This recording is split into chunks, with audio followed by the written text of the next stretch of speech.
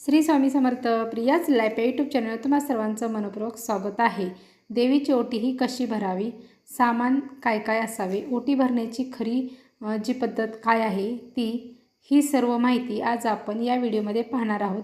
जेव्हा आपण माहेरी जातो तेव्हा आई आपली ओटी ही भरते, त्याचप्रमाणे देवीची ओटी ही या नवरात्रामध्ये आपल्याला भरायची असते। देवी ही या नवरात्रामध्ये आपल्या घरात सूक्ष्म स्वरूपात वास करत असते। देवीची ओटी ही खणा नारळाने भरावी असे म्हटले जाते। ओटी ही कोणी भरायची नाही ते आता आपण पाहूया। ओटी ही आपण सर्व महिलांनी आहे ती भरायची असते। ओटी ही फक्त गरोदर महिलांनी भरू नये, कारण त्यांची ओटी ही अगोदरच भरलेली असते, त्यामुळे त्या महिलांनी ओटी मात्र भरायची नाही। इतर ज्या सर्व महिला आहेत त्या सर्व महिलांनी ओटी आहे ती भरायची असते। विधवा महिला ही ओटी भरू शकतात, कारण प्रत्येक स्त्री ही जन्मल्यापासून ती शेवटपर्यंत सौभाग्यवती ही असते, म्हणून प्रत्येक स्त्रीने ओटी भरली तरीही चालते, असा आपण भेदभाव आहे तो करायचा नसतो। देवीची ओटी आपण भरू शकतो। जर आपल्याला मासिक धर्म किंवा सुतक जर असेल तर आपण या काळामध्ये देवीची ओटी आहे ती भरू शकत नाही, त्यावेळेस आपल्याला ओटी आहे ती भरायची नाही। ओटी ही अष्टमी व नवमी या तिथीला आपल्याला या नवरात्रामध्ये देवीची ओटी आहे ती भरायची आहे। हा देवीचा मान सन्मान असतो, तो आपल्याला करायचा आहे। हा कुळाचाराचा एक महत्त्वाचा हा भाग आहे, म्हणून आपण या नवरात्रामध्ये देवीची ओटी आहे ती जरूर आहे ती भरायची आहे। प्रत्येक वर्षी आपण मूळ ठिकाणावर जाऊन देवीची ओटी भरणं आपल्याला शक्य होत नाही, किंवा काही जण जातात ते भरतात, पण प्रत्येकाला शक्य होत नाही जाऊन, त्यामुळे आपण या नवरात्रामध्ये आपल्या घरामध्ये अष्टमी किंवा नवमी तिथीला अशा प्रकारे देवीची ओटी आहे ती जरूर आहे ती भरायची असते, कारण सूक्ष्म स्वरूपात देवी आपल्या घरात असते, त्यामुळे आपण देवीची ओटी आहे ती भरावी। जरी आपण घटस्थापना केलेली नसेल तरी आपण देवीची ओटी आहे ती भरायची आहे। देवीची ओटी ही आपण यथाशक्तीनुसार आहे ती भरायची असते। देवीची ओटी ही भरताना आपल्याला काठाची व सुताची जी साडी आहे ही घ्यायची आहे। ही एक मात्र महत्त्वाची अशी अट आहे, तेवढी आपल्याला पाळायची आहे। बाकीच्या वस्तू तुम्ही तुमच्या यथाशक्तीनुसार घेतल्या तरीही त्या चालतील। सोन्याची वस्तू किंवा चांदीची वस्तू असावे असं नाही। जर तुमचे चांगले असेल आई भगवतीच्या कृपेने तर नक्की एखादा सोन्याचा मणी किंवा जोडवे चांदीचे तुम्ही घेऊ शकता, तुमच्या इच्छेनुसार आहे ते तुम्ही करू शकता। आता आपण साहित्य काय आहे ते आता पाहूया। आपल्याला काठाची साडी आहे ती घ्यायची आहे। रेशमी जी सूत असणारी काठाची साडी आहे ती घ्यायची आहे। हीच का साडी घ्यायची आहे, कारण रेशमी धाग्यामध्ये देवीकडून सात्विक लहरी आपल्याकडे येतात। या नवरात्रीच्या काळात देवी तत्व जास्तीत जास्त प्रमाणात आहे ते जागृत झालेलं असतं, आणि देवीकडून ज्या सात्विक लहरी ओटीच्या दोरे आपल्याकडे येतात त्या हा जो काठ आहे तो सात्विक लहरी जास्तीत जास्त आकर्षित करतो। साडी ही आपण 6 वार 9 वार किंवा 11 वार अशा प्रकारची घेऊ शकतो, कोणत्याही प्रकारची घेतली तरीही चालेल। खण हा रेशमाचा असावा। देवीची ओटी भरताना जे तांदूळ आपण घेतो ते तांदूळ आपल्याला अखंड तांदूळ आहेत ते आपल्याला घ्यायचे आहेत। तुटलेले किंवा जो तुकडा तांदूळ आहे तो आपल्याला बाजारामध्ये मिळतो तो आपल्याला घ्यायचा नाही। अखंड तांदूळ आहे हेच ओटीसाठी वापरले जातात, त्यामुळे अखंड तांदूळ आहे ते आपण घ्यावेत। देवीपासून येणाऱ्या सात्विक लहरी आपल्याकडे आणण्याचं काम रेशमी करते, आणि ते आपल्याकडे ठेवण्याचं जे काम आहे ते नारळ करते, त्याच्यामुळे नारळ हा आपल्याला ओटीवरती घ्यायचा असतो। त्याचबरोबर आपल्याला देवीसाठी वेणी किंवा गजरा आहे तो आपल्याला नक्की घ्यायचा आहे, कारण देवीला अतिशय ते प्रिय आहे। ओटीचं सामान काय काय घ्यायचं आहे त्यात आपण पाहूया।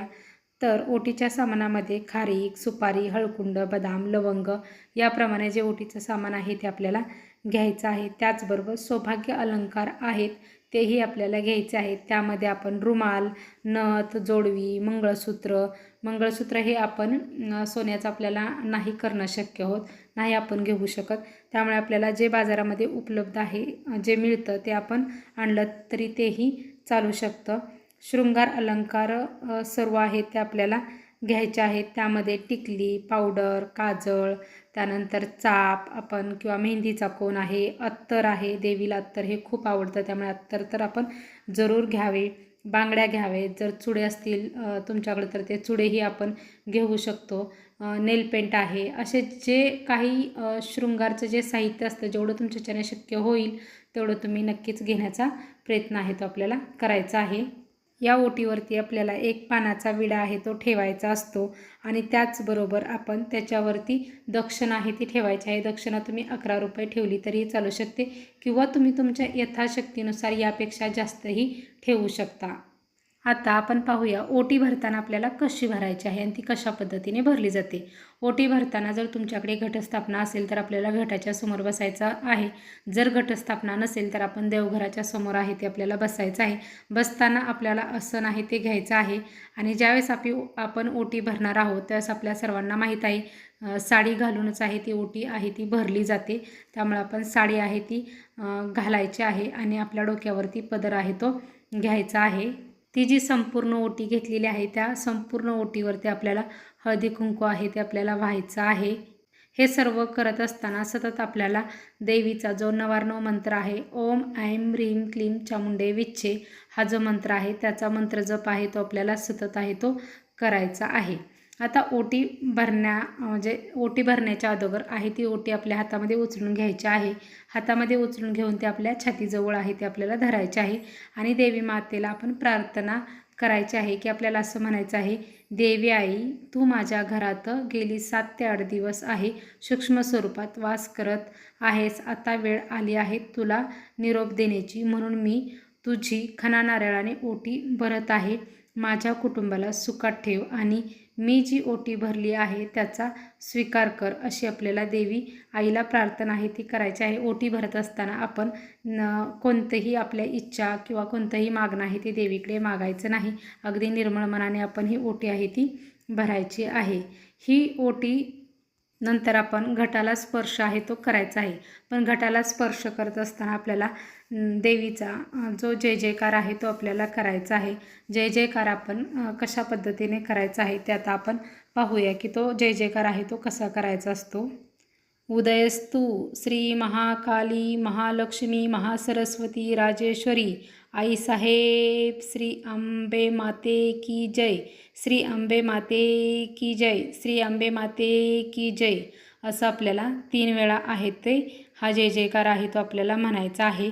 आणि नंतर आपण ती ओटी आहे ती घटाला आहे ती लावायची आहे आणि नंतर ती ओटी आपण तिथेच घटाशेजारी आहे ते आपल्याला ठेवायची आहे. ओटी भरत असताना एक गोष्ट लक्षात ठेवायची आहे की आपल्याही ओटीमध्ये थोडेसे तांदूळ, म्हणजे आपली जी ओटी आहे त्या ओटीमध्ये थोडेसे तांदूळ आहेत ते आपल्याला घ्यायचे आहेत आणि ते तांदूळ आपण ओटी भरून झाल्यानंतर आपले जे घरातील जे तांदूळ आहेत त्यामध्ये ते तांदूळ आहेत ते आपल्याला ठेवून द्यायचे आहेत. अशा पद्धतीने आपण देवीची ओटी आहे ती भरायची आहे, असा कुळाचार करायचा आहे. आता ही ओटी भरल्यानंतर आपल्याला एक महत्त्वाची जी गोष्ट आहे ती करायची आहे, म्हणजे आपलं संपूर्ण ओटी भरण्याचा जो विधी आहे तो पूर्ण होतो. ते म्हणजे आपल्याला एक वेळा सिद्धकुंजिका स्तोत्र आहे त्याचं पठण आहे ते लगेच त्याच जागेवरती आपल्याला न उठता तिथेच आपल्याला सिद्धकुंजिका स्तोत्र याचं पठण आहे ते करायचं आहे. ज्यांना हे वाचन करणं शक्य होत नाही किंवा वाचणं म्हणजे याच्या आधी कधी वाचलं नसेल तर तुम्ही यूट्यूबवरती लावून द्यायचं आहे आणि ते तसंच त्या जागेवरती बसून श्रवण आहे ते करायचं आहे. अशा पद्धतीने आपण करायचं आहे, म्हणजे आपला संपूर्ण विधी आहे तो पूर्ण होऊ शकतो. आता या नवरात्रामध्ये ओटी आहे ती काही जणांनी अगोदरही भरलेली असू शकते, पण खऱ्या अर्थानं पाहिलं तर देवीचा निरोप देताना किंवा देवीची आपण पाठवणी करतानाच देवीची ओटी आहे ती भरायची असते. त्यामुळे आपण अष्टमीला आहे ती ओटी भरायची आहे. आता ज्यांनी अगोदर भरलेली असेल त्यांनी असू द्या, पण ज्यांनी नसेल भरली तर त्यांनी नक्कीच अष्टमीला ओटी आहे ती भरावी. आता हे जे सर्व सामान आहे ते आता नंतर आपण याचं काय करायचं, तर हे जे सर्व सामान आहे ते आपण ज्यावेळेस आपण मूळ पीठावरती जाऊ देवीच्या त्यावेळेस आपण हे सर्व सामान आहे ते घेऊन जायचं आणि तिथे आपण देवीच्या ओटी आहे ती भरायची आहे. आता यातील जे नारळ आहे ते आपण नेऊ शकत नाही किंवा फुलंही आहेत ते खराब होऊन जाऊ शकतात. त्यामुळे ते आपण स्वतः आहे ते वापरलं तरी चालेल. ती वेणीही आणि नारळ आहे तो आपण प्रसाद म्हणून आपण सर्वांनी तो खायचा आहे फोडून. अशा पद्धतीने केलं तरीही चालू शकतं. अशाच पद्धतीने आपण नवरात्रामध्ये अष्टमीला ओटी आहे ती भरावी. श्री स्वामी समर्थ.